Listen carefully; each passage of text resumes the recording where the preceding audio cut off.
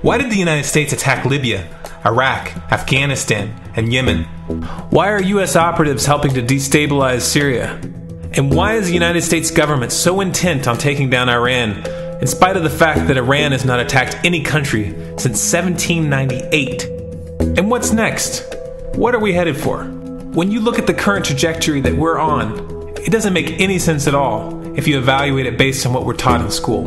And it doesn't make any sense if you base your worldview on the propaganda that the mainstream media tries to pass off as news. But it makes perfect sense once you know the real motives of the powers that be. In order to understand those motives, we first have to take a look at history. In 1945, the Bretton Woods Agreement established the dollar as the world reserve currency, which meant that international commodities were priced in dollars. The agreement, which gave the United States a distinct financial advantage, was made under the condition that those dollars would remain redeemable for gold at a consistent rate of $35 per ounce. The United States promised not to print very much money, but this was on the honor system, because the Federal Reserve refused to allow any audits or supervision of its printing presses. In the years leading up to 1970, expenditures in the Vietnam War made it clear to many countries that the U.S. was printing far more money than it had in gold. And in response, they began to ask for their gold back. This, of course, set off a rapid decline in the value of the dollar. The situation climaxed in 1971 when France attempted to withdraw its gold and Nixon refused. On August 15th, he made the following announcement. I have directed the Secretary of the Treasury to take the action necessary to defend the dollar against the speculators.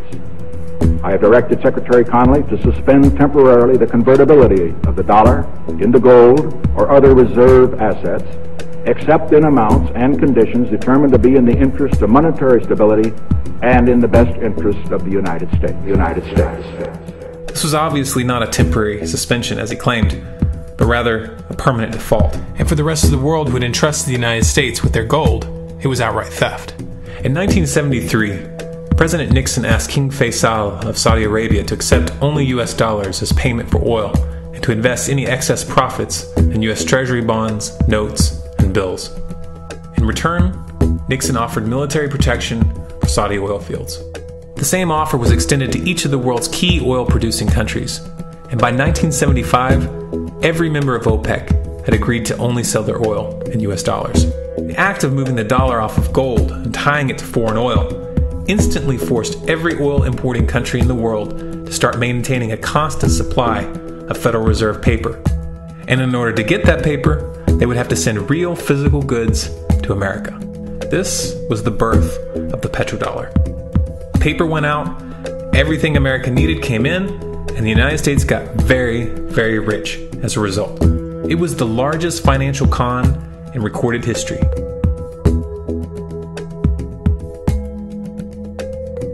The arms race of the Cold War was a game of poker. Military expenditures were the chips, and the US had an endless supply of chips. With the petrodollar under its belt, it was able to raise the stakes higher and higher, outspending every other country on the planet, until eventually US military expenditures surpassed that of all other nations in the world combined. The Soviet Union never had a chance. The collapse of the communist bloc in 1991 removed the last counterbalance to American military might. The United States was now an undisputed superpower with no rival. Many hoped that this would mark the beginning of a new era of peace and stability. Unfortunately, there were those in high places who had other ideas. Within that same year, the US invaded Iraq in the first Gulf War. And after crushing the Iraqi military and destroying their infrastructure, including water purification plants and hospitals, crippling sanctions were imposed which prevented that infrastructure from being rebuilt.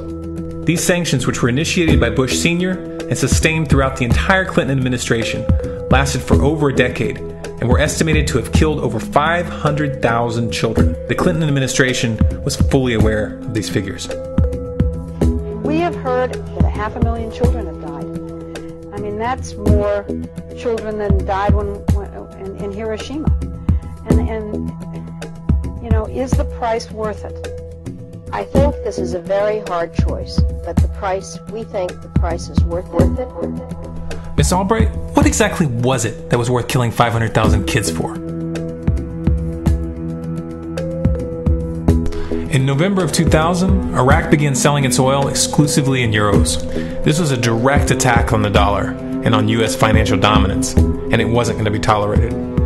In response, the U.S. government, with the assistance of the mainstream media, began to build up a massive propaganda campaign claiming that Iraq had weapons of mass destruction and was planning to use them. In 2003, the U.S. invaded, and once they had control of the country, oil sales were immediately switched back to dollars. This is particularly notable due to the fact that switching back to the dollar meant a 15 to 20% loss in revenue due to the euro's higher value. It doesn't make any sense at all unless you take the petrodollar into account. So I came back to see him a few weeks later, and by that time we were bombing in Afghanistan. I said, "Are we still going to war with Iraq?" And he said, "Oh, it's worse than that." He said, he reached over on his desk, he picked up a piece of paper, he said, I just got this down from upstairs, meaning the Secretary of Defense's office today, and he said, "This is a memo that describes how we're going to take out 7 countries in 5 years, starting with Iraq and then Syria, Lebanon, Libya, Somalia, Sudan, and finishing off Iran. Let's take a look at the events of the past decade and see if you see a pattern. In Libya, Gaddafi was in the process of organizing a bloc of African countries to create a gold-based currency called the dinar, which they intended to use to replace the dollar in that region. US and NATO forces helped destabilize and topple the Libyan government in 2011, and after taking control of the region, US armed rebels executed Gaddafi in cold blood and immediately set up the Libyan Central Bank. Iran has been actively campaigning to pull oil sales off of the dollar for some time now, and it has recently secured agreements to begin trading its oil in exchange for gold. In response, the US government, with mainstream media assistance, has been attempting to build international support for military strikes on the pretext of preventing Iran from building a nuclear weapon. In the meantime, they established sanctions which US officials openly admit are aimed at causing a collapse of the Iranian economy. Syria is Iran's closest ally, and they are bound by mutual defense agreements. The country is currently in the process of being destabilized with covert assistance from NATO, and though Russia and China have warned the United States not to get involved, the White House has made statements within the past month indicating that they are considering military intervention. It should be clear that military intervention in Syria and Iran isn't being considered. It's a foregone conclusion, just as it was in Iraq and Libya. The US is actively working to create the context which gives them the diplomatic cover to do what they already have planned. The motive for these invasions and covert actions becomes clear when we look at them in their full context and connect the dots. Those who control the United States understand that even if a few countries begin to sell their oil in another currency, it will set off a chain reaction and the dollar will collapse. They understand that there is absolutely nothing else holding up the value of the dollar at this point, and so does the rest of the world. But rather than accepting the fact that the dollar is nearing the end of its lifespan, the powers that be have made a calculated gambit. They have decided to use the brute force of the US military to crush each and every resistant state in the Middle East and Africa. That in itself would be bad enough, but what you need to understand is that this is not going to end with Iran. China and Russia have stated publicly and on no uncertain terms that they will not tolerate an attack on Iran or Syria. Iran is one of their key allies, one of the last independent oil producers in the region, and they understand that if Iran falls, then they will have no way to escape the dollar without going to war. And yet the United States is pushing forward in spite of the warnings. What we are witnessing here is a trajectory that leads straight to the unthinkable.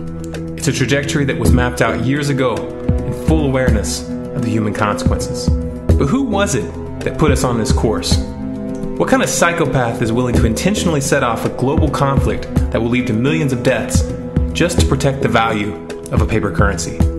It obviously isn't the president. The decision to invade Libya, Syria, and Iran was made long before Obama had risen to the national spotlight. And yet, he's carrying out his duty just like the puppets that preceded him. So who is it that pulls the strings?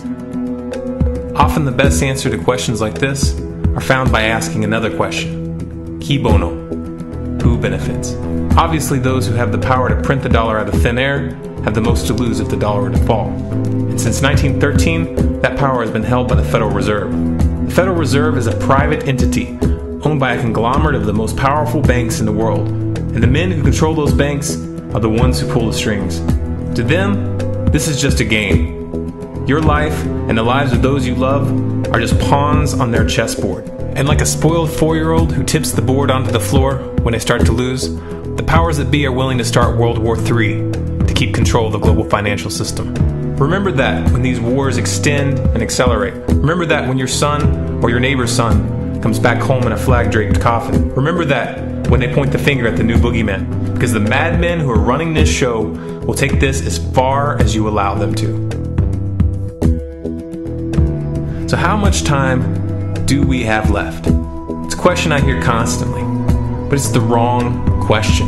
Asking how much time we have left is a passive posture. It's the attitude of a prisoner who's waiting to be taken out to a ditch and shot in the back of the head.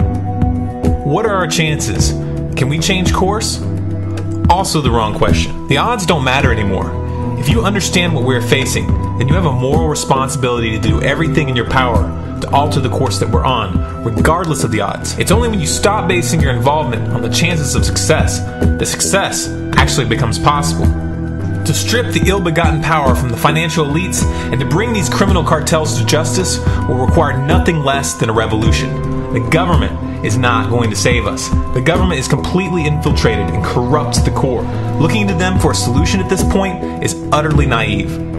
There are 3 stages of revolution, and they are sequential. Stage 1 is already underway. Stage 1 is the ideological resistance. In this stage, we have to actively work to wake up as many people as possible about what is happening and the direction we're headed. All revolutions originate from a shift in the mindset of the population, and no other meaningful resistance is possible without it. Success in this stage of the game can be measured by the contagion of ideas. When an idea reaches critical mass, it begins to spread on its own and seeps into all levels of society. In order to achieve that contagion, we need more people in this fight.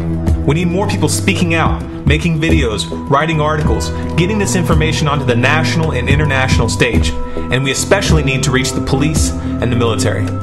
Stage 2 is civil disobedience, also known as nonviolent resistance. In this stage, you put your money where your mouth is, or more accurately, you withhold your money and your obedience from the government, and you do everything in your power to bring the gears of the state to a halt. Practiced in mass, this method alone is often enough to bring a regime to its knees.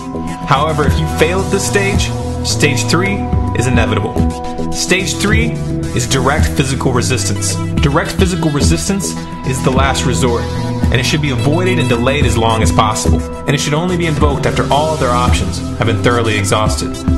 There are those who talk tough and claim that they will resist when the time comes. But what those people fail to realize is that if you are inactive during the first 2 stages and save your efforts for the last resistance, then you will fail.